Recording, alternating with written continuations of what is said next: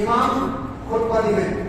খুতবা দেওয়ার পরে ইমাম দাঁড়িয়ে হাত তুলে দোয়া করবেন এবং মুক্তাদি যারা পিছনে আছে সবাই হাত তুলে দোয়া করবেন।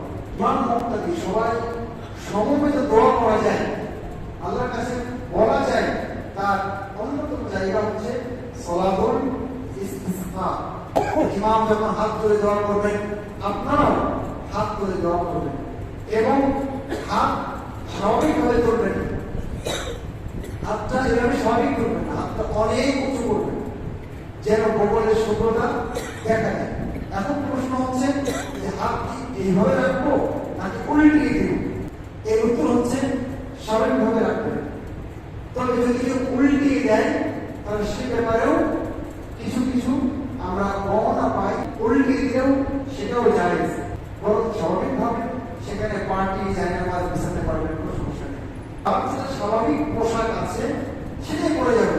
ইমাম উপরে যদি কোনো আলাদা কাপড় থাকে, ইমাম যখন উল্টাবে আপনিও উল্টিয়ে দিতে পারেন। এর মাধ্যমে সহিহ মুসলিম